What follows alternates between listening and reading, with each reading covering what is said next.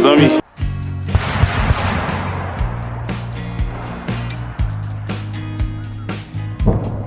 Kuri iyi si dutuye hari ibihugu byinshi by'ibihangaje bifite ikoranabuhanga ridasanzwe, harimo nk'Ubushinwa, USA, Ubuyapani, Korea ndetse n'ibindi bihugu tutabasha kuvuga ngo turangize. Gusa wowe neza amatwi ushobora kuba utaribaza ngo kuri iyi si ni ikihe gihugu cya mbere gifite abasirikare barenze badasanzwe babasha kuba barwanira hose, bafite ubushobozi budasanzwe buri wese atabasha kumva. Mbere yuko dutangira mbahaye ikaze ni officiel dino nk'ibisanzwe. Gusa mbere yuko dutangira ntabwo nabibagiza gukora subscribe, share, comment ndetse na like kugira ngo turusheho kugenda dufashanya. Ubundi muri rusange tugiye kurebera hamwe amateka y'igisirikare cya Leta Zunze Ubumwe za Amerika cyangwa se USA mu magambo ahinnye. Igisirikare cya Leta Zunze Ubumwe za Amerika cyangwa se United States Armed Forces ni kimwe mu bigaragaza imbaraga z'icyo gihugu, kikaba gifite amateka yihariye kuva cyashingwa mu mwaka w'1775 kugeza magingo aya. Igisirikare cya Leta Zunze Ubumwe za Amerika cyangwa se United States Armed Forces cyatangiye ku itariki ya 14 Kamena 1775 igihe inteko ya Continental Congress yashiragaho Continental Army kugira ngo irwanye ingabo z'Abongereza zari zigaruriye amateka y'igihugu cya Amerika. Muri uwo mwaka w'1775 George Washington yagizwe umuyobozi w'iyo ngabo cyangwa se w'iyo nteko, ndetse ni nawe perezida waje kuba wa mbere muri USA.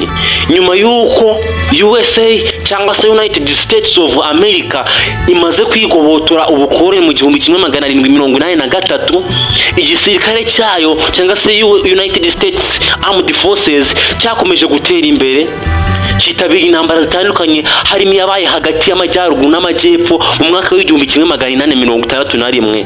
Iyo ntambara ni intambara ya Secession. Iyi ntambara yagize uruhare runini mu guca ubucakara no kongera ubumwe bw'igihugu.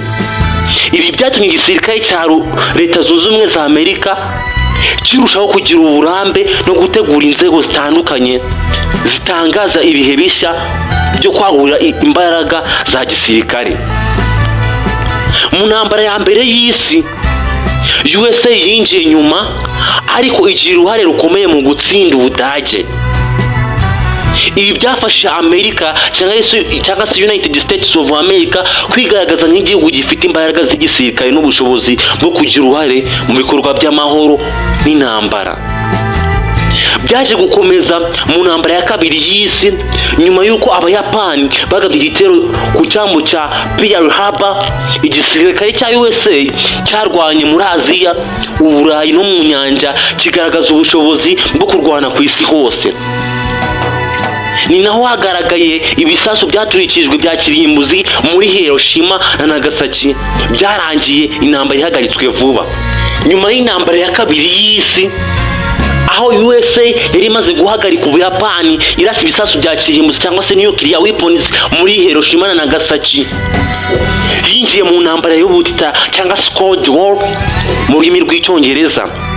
Aho ngaho muri Cold War USA yahanganaga na Leta Zunze Ubumwe z'Abasoviyete. Hano ni naho hatangiye isiganwa mu ikoranabuhanga cyangwa se technology mu ntwaro za kirimbuzi mu rurimi rw'icyongereza twita nuclear weapons. Icyo gihe USA yashinze inzego nshya zirimo USA Air Force mu mwaka w'1747. Izi nzego zafashije mu kurwanya ibitekerezo by'aba communist mu gihugu cya Korea mu mwaka w'1950 kugera mu mwaka w'1953, ndetse no muri Vietnam, ndetse no mu bitero bya CIA ku banyagitugu hirya no hino ku isi. Si ibyo gusa, mu mwaka w'2001 nyuma y'igitero cy'iterabwoba cyabereye muri New York ku itariki ya 9 mu kwa 11, USA yatangije War on Terror, yohereza ingabo muri Afghanistan na Iraq. Ibi byatumye igisirikare cya USA cyongera kwigaragaza nk'icya mbere ku isi gifite ubushobozi bwo kurwana no mu bihugu bikiri kure. kugira ibirindiro hirya no hino ku isi byakomeje kwerekana ko na USA iba ari umurinzi w'amahoro ndetse n'ibindi bintu bidasanzwe ikora ku isi hirya no hino muri rusange. Ese ko tumaze kubona ko igisirikare cya Leta Zunze Ubumwe za Amerika cyangwa se United Armed Forces cyashinzwe mu mwaka w'1775, ese ushobora kwibaza ngo nubwo kino gisirikare gikaze cyangwa se kidasanzwe, ushobora kwibaza ngo ni izihe ntwaro zidasanzwe gitunze? Ese izo ntwaro ni izihe? Igisirikare cya USA gifite intwaro zikomeye kandi zigezweho cyane kurusha ibindi bihugu byose. Muri izo ntwaro harimo ibisasu bya kirimbuzi cyangwa se nuclear weapons. USA ifite intwaro zirenga 5,000 za kirimbuzi zishobora kuraswa hakoreshejwe indege, ubwato cyangwa misile zo ku butaka. USA ni kimwe mu bihugu bike ku isi bifite zino ntwaro ndetse n'ibindi bintu bidasanzwe bizwi nka nuclear triad. Si ibyo gusa, USA ifite indege z'intambara harimo iyitwa F-22 Raptor n'iyitwa F-35 Lightning II zifite ubushobozi bwo kwirinda radari, kurusha kurasa kure no kurwana mu kirere cyuzuyemo izindi ndege. USA ifite n'izindi drones zidasanzwe irimo nk'iyitwa MQ-9 Reaper n'iyitwa Global Hawk. Izi ndege zidasaba abapilote, zikoreshwa mu bikorwa by'ubutasi no kurwanya iterabwoba. Si ibyo gusa, Leta Zunze Ubumwe za Amerika zifite amato y'intambara. USA ifite aircraft carriers 11 ariyo menshi ku isi. Aya ni amato ashobora gutwara indege z'intambara n'abasirikare benshi cyane. Aya mato akoreshwa nk'ibirindiro bigendanwa. USA ifite n'ikoranabuhanga rya gisirikare. USA ikoresha satellite mu kurinda ikirere, kugenzura aho umwanzi ari no gutanga amakuru nyayo ku rugamba. Bifasha USA cyane mu ntambara z'iki gihe. Si ibyo gusa, USA ifite n'ibindi bintu byinshi bidasanzwe birimo nka robots cyangwa se amarobo yifashishwa mu basirikare. Ayo marobo ashobora kuba yarwana ku rugamba akanagera aho abasirikare b'abantu batabasha kugera. USA ni igihugu cya mbere gifite igisirikare kidasanzwe ku isi. Gusa mbere y'uko iki igisirikare kidasanzwe ku isi, hari ibintu bikigira umwihariko bituma gihora kiri ku isonga kikaba icya mbere. Izo ni intwaro igisirikare cya USA gifite ibindi bihugu bidafite. Ese ushobora kwibaza ngo ibyo bintu igihugu cya USA gifite n'ingabo zacyo ibindi bihugu bidafite ngo ni ibihe? Icya mbere ni imiyoborere y'isi mu buryo bwa gisirikare. USA ifite ibirindiro birenga 750 biri mu bihugu birenga 80 byo ku isi. Niyo mpamvu gifatwa nk'umurinzi w'umutekano hano ku isi. Ikindi kintu igisirikare cya USA gitunze ibindi bihugu bidatunze, harimo ubushobozi bwo gutabara ku buryo bwihuse. Ubundi bivugwa ko igisirikare cya USA mu gihe habaye ikibazo cy'akazi, iterabwoba cyangwa ikindi kiza, USA Army ishobora kohereza abasirikare cyangwa ibikoresho mu masaha makeya. Ikindi ni airborne troops. USA ifite abasirikare bashobora gutwarwa mu kirere bakanamanurwa ahari ikibazo. Ibi ngibi bituma gifatwa nk'igihugu cyihariye gifite ibintu bidasanzwe ibindi bihugu bidafite. Ibindi ni ishoramari ry'ikirenga. Ubundi bivugwa ko USA ishora amafaranga arenga miliyari 800 z'amadolari buri mwaka mu gisirikare. Iri shoramari naryo rituma kimera nk'umwihariko mu bihugu bidasanzwe bifite igisirikare ibindi bihugu bidahuriyeho. Ikindi ni intwaro zo mu isanzure cyangwa se space weapons. Binyuze muri USA Space Force, USA irimo kubaka ubushobozi bwo gucunga umutekano mu isanzure, igakurikirana satellites ndetse no kurinda ibitero bishobora guturuka mu isanzure. United States of America ni igihugu kidasanzwe gifite ingabo nyinshi ku isi. Gusa hakanya ushobora kwibaza ngo ese igisirikare cya Amerika gifite uwuhe mubare w'ingabo z'abasirikare bakirimo? Igisirikare cya USA kirimo abantu barenga 1,300,000 bari ku murimo w'igihe cyose cyangwa se active duty.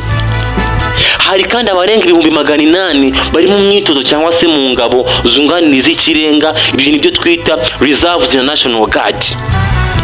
Iyo rero bino byose ubihurije hamwe ubikomatanyije, USA ifite abasirikare barenga 1,200,000 bituma kiba ari igihugu cyadanje gikomeye cyane ku isi bitewe n'umubare mwinshi w'abasirikare gifite. Muri abo basirikare 2,200,000 gifite, tugiye kureba abagore mu gisirikare. Ubundi bivugwa ko abagore barenga 200,000 ni abasirikare b'ingeri zitandukanye muri USA gusaba abagore. Bamwe bari mu murimo z'ingabo zidasanzwe, harimo abapilote ndetse n'abayobozi b'amato y'intambara. Tugiye kureba muri izo 2,000,000 ndetse n'100,000 by'abasirikare ba USA, abasirikare b'abahanga mu bumenyi ni abahe?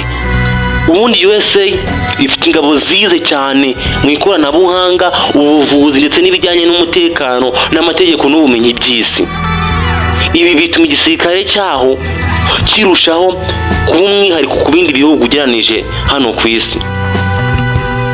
Ese ushobora kwibaza ngo wakwanzura uvuga iki ku aho igisirikare cya USA kigana? Mu gihe isi ihinduka byihuse, igisirikare cya USA gikomeje kwagura ubushobozi bwo guhangana n'ibibazo byo mu isi ndetse no mu isanzure. Intambara zikoresha ikoranabuhanga n'iterabwoba ridakoresha intwaro za gakondo. USA Armed Forces iri gukoresha AI, quantum computing, drones z'ubwenge ndetse n'ibindi bintu bidasanzwe by'ikoranabuhanga biri kugifasha kwagura umutekano ndetse no kurushaho kuba igisirikare kidasanzwe mpuzamahanga. USA Armed Forces ni igisirikare cya USA, ni urwego rukomeye rwubatse mu mateka y'intsinzi, ikoranabuhanga ndetse n'ubwitange. USA Armed Forces cyangwa se igisirikare cya USA gifite ubushobozi bwo gucunga umutekano w'imbere mu gihugu no hanze yacyo, kikaba igikoresho gikomeye cya politike mpuzamahanga. Igihe cyose cyagiye kigaragaza ko gifite imbaraga zitari gusa mu mubare w'abasirikare, ahubwo gifite n'ubushobozi no mu bikoresho, ubushakashatsi ndetse n'ikoranabuhanga, akaba ariyo mpamvu gifatwa nk'igisirikare kidasanzwe hano ku isi. Wowe wadutiza amatwi unaduha umwanya wawe kugeza aho ikiganiro cyacu cyatangiye kugeza kirangiye, tubaye tugushimiye. Kandi niba hari ikindi kibazo ufite, iki kintu twagukoreraho, icyo tugusaba ni ukucyandika muri comment. Urakoze cyane aho uri hose, imvura igwa n'isubira.